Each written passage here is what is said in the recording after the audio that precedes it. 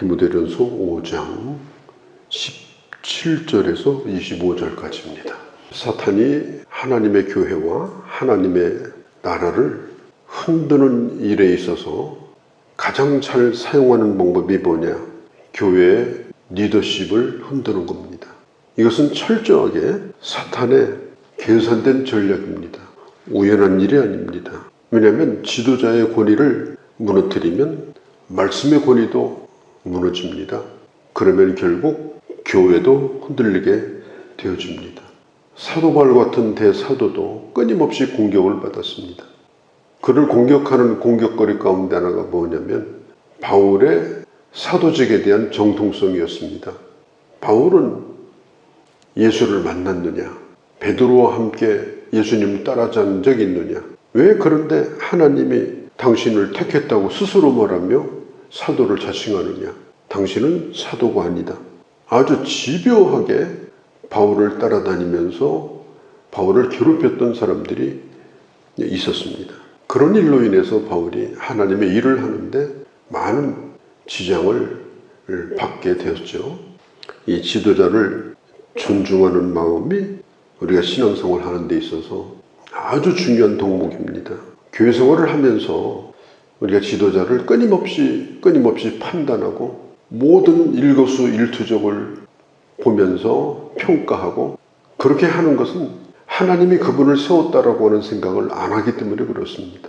하나님께서는 교회에 에베소서 4장에 있는 것처럼 은사에 따라서 다양한 직분을 주셨고 그 가운데 하나님의 부름을 받아서 일을 하고 있는 교회의 지도자들에 대해서 인간적인 평가, 인간적인 눈, 또 자기 개인적인 편견까지 더해가지고 끊임없이 신앙생활하면서 누군가를 평가하는 이런 습관은 본인의 신앙생활을 잘 하는 데 있어서 계속해서 그것이 자기 자신에게 좋지 않은 영향을 주게 되는 것입니다. 함부로 평가하지 말고 편견 없이 바라보라. 편견을 가지고 사람을 바라보게 되면 거기에다 걸면 모든 게 걸려버립니다. 저 사람은 본래 그래. 뭘 하다가도 그분 본래 그런 분이야. 그 찬물을 쫙 끼얹어 버립니다. 그 본래라는 게 뭡니까? 자기가 가지고 있는 기준이에요. 자기가 가지고 있는 편견이에요. 그걸 깨지 못하는 한에는 신앙생활을 정말 은혜롭게 하기가 어려운 거예요. 그러면 그게 어디서 온 겁니까? 그것은 성령께서 주신 생각이 아닙니다.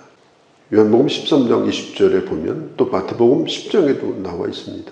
나를 보내신 자를 영접하는 마음을 가지고 있는 자가 나를 영접하는 것이다. 여기 존중히 여긴다. 존경할 자로 할 때 17절에 이 말은 그래도 나보다는 저 사람이 더 나은 사람이다.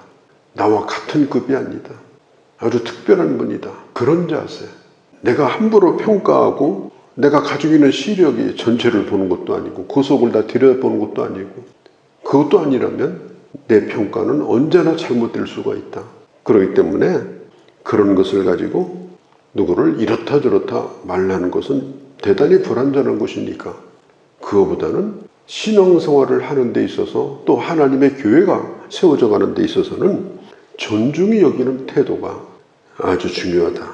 특별히 잘 다스리는 장로들을 존중히 여기라. 그리고 하나님의 말씀을 가르치는 일에 수고하는 장로들을 더욱더 그렇게 해라. 여기서 잘 다스린다 이 말은 양떼의 모본이 되어서 앞장서서 하나님의 일을 한다 그런 의미를 가지고 있어요. 잔치상에 가서 상석에 앉는 것이 그게 교회 지도자가 아니고 굳은 일에 앞장서는 거.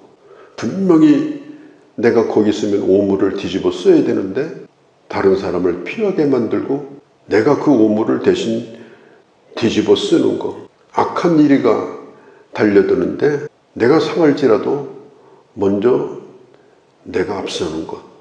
그게 바로 다스린다는 뜻입니다. 요한복음 10장 12절에 보면 싹구는 어려운 일이 있으면 도망을 치되 목자는 자기 생명을 아깝지 않게 그 양떼를 책임지고자 한다.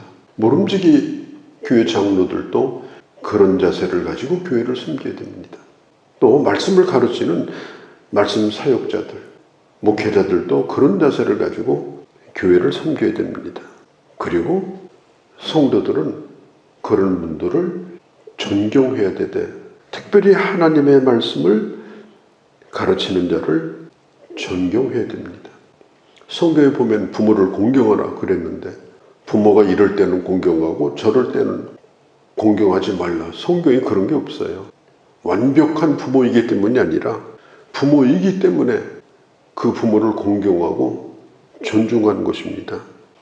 교회 앞서서 일하는 사람들은 완벽한 사람들이 아닙니다. 오히려 참 하나님의 은혜가 크시다.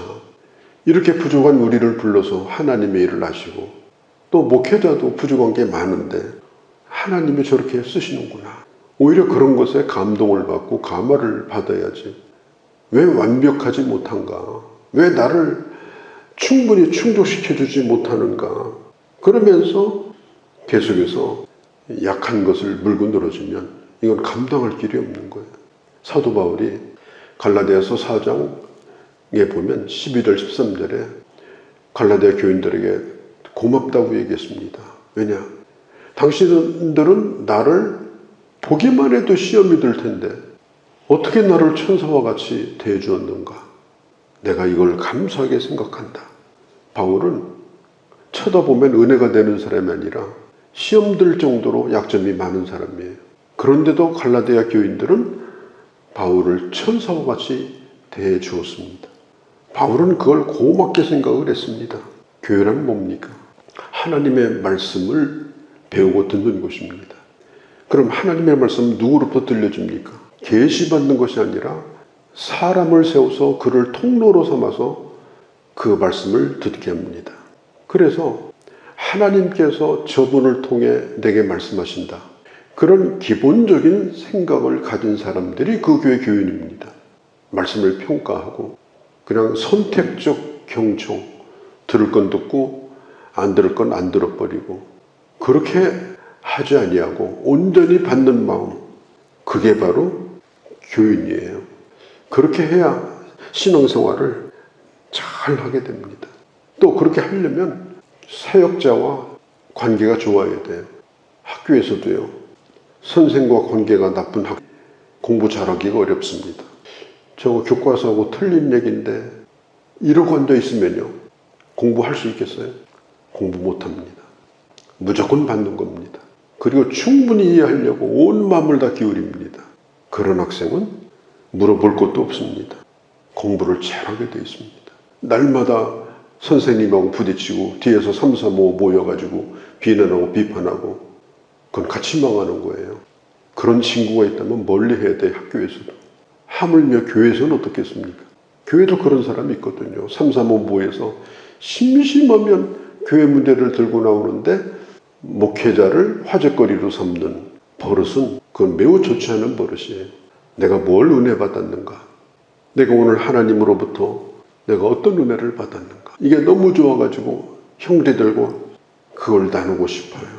그래서 품속에 항상 하나님의 말씀을 적어가지고 다니고 틈만 나면 그걸 열어서 얼마나 좋으냐? 참 은혜가 된다. 그리고 함께 말씀을 공유하고 그렇게 신앙생활을 하면 얼마나 좋겠습니까? 그래서 사도 바울이 얘기하는 거예요. 결국은 우리 스스로 자신들을 위해서 그렇게 해야 된다. 21절에 편견 없이 사람과 어떤 사건을 전체를 보고 분명히 이해한다고 하는 건 그건 거의 평생토록 어려운 일입니다. 말 몇 마디 듣고 더군다나 누구의 소문을 듣고 거기다가 내 입장과 내 편견까지 더해가지고 어떤 것을 함부로 얘기한다면 그것은 어마어마한 오류를 낳을 수가 있어요. 그리고 그것이 나로 끝나는 것이 아니라 나쁜 영향을 엄청나게 끼친다는 사실이에요.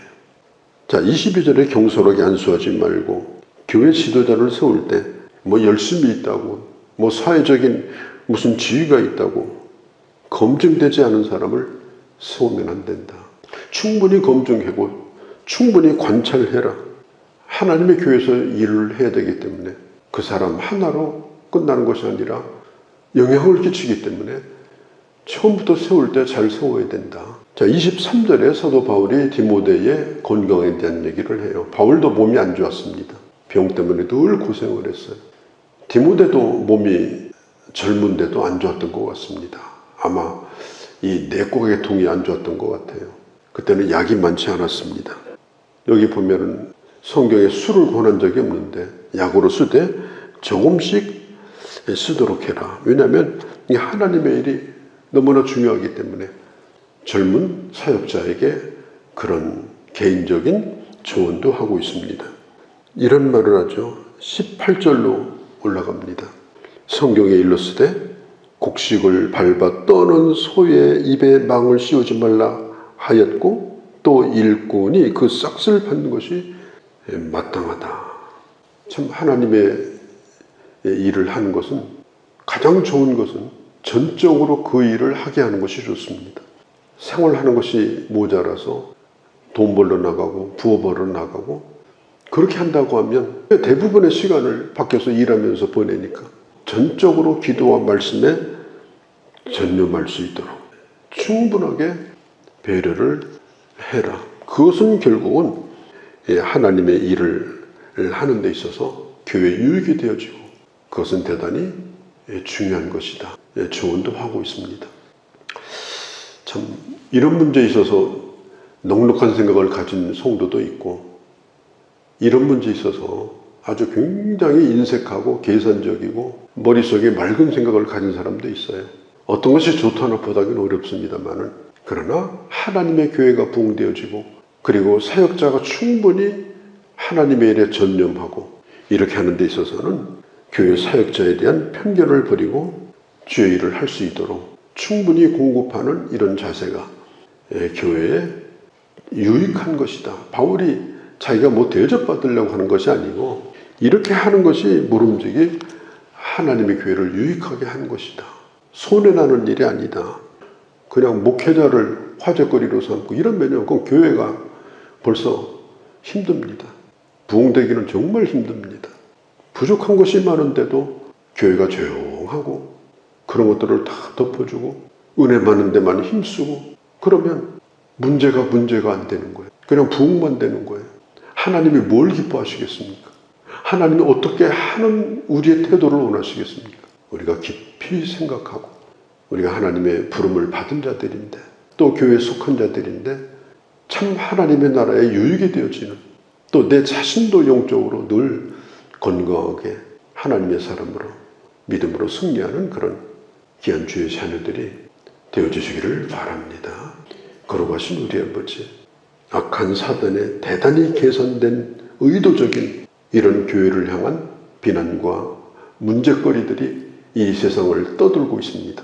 하나님 아버지, 우리가 이런 일에 아버지 나도 모르는 사이에 이용당하고 쓰여지고 그래서 나도 손해를 보고 교회도 손해를 끼치는 이런 어리석은 일이 없게 하시고 아버지 존경할 자를 마땅히 존경하고 또 부족한 것이 있다면 덮어주고 그러면서 하나님의 큰 뜻을 이루어가고 주님의 교회를 세워가며 나도 멋진 하나님의 사람으로 점점 쓰임을 받는 존귀한 주의 사람들 다 되게 하여 주시옵소서.